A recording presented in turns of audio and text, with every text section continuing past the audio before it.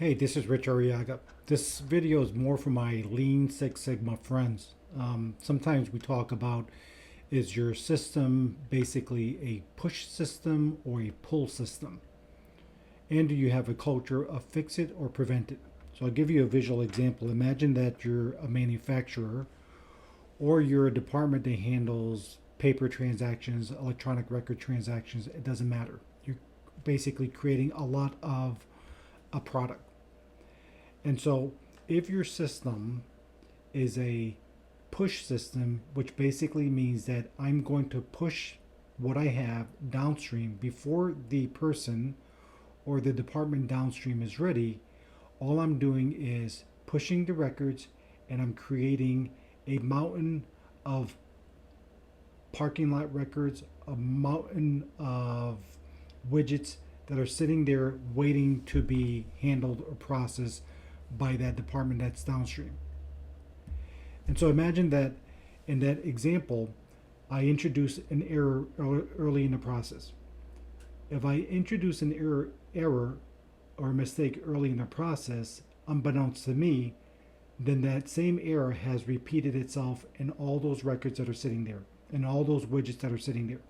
So there could be hundreds, thousands, or millions of defects that are now sitting in this pile of defects. And that's certainly something that the customer does not want to pay for. Another way of doing this differently that might be more effective and typically is more effective, more cost effective, something that benefits both the customer and your organization from a quality and cost saving perspective, is that you have a pull system. And a pull system is that the person who's downstream or the department that's downstream, they're pulling the records as they become available to take the next record, the next widget, the next item. So whatever it is. So what they're doing is they finish one object, they pull and take the next record, the next widget, etc.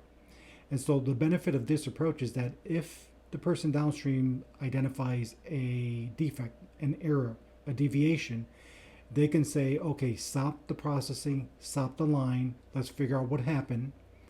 Now they go upstream, they speak to the person or persons or the department, identify what happened, and so now they start preventing the error from occurring again.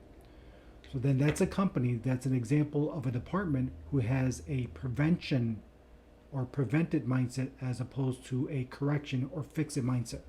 So there's lots to be gained from a system that's pulling records and preventing things as opposed to the typical way of that many companies, many manufacturers, many organizations do things, which is they push records, they're pushing records downstream, they're pushing their widgets downstream, and if there's one error and that error gets repeated in every record, now you have a mountain of defects, which creates a mountain of rework that's necessary, and it's a loss in revenue. It's an expensive cost to the customer.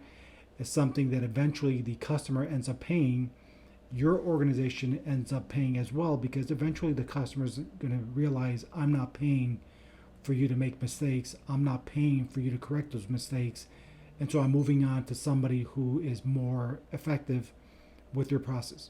So I hope this is helpful. I hope the visual really really sticks with you, so you can look at your process and say, we really should be looking at different ways, all ways to create a system that's pulling records versus having a system that's pushing records, having a mindset of preventing errors from occurring as opposed to having a mindset of fixing and correcting them after the fact. This is Rich Arriaga.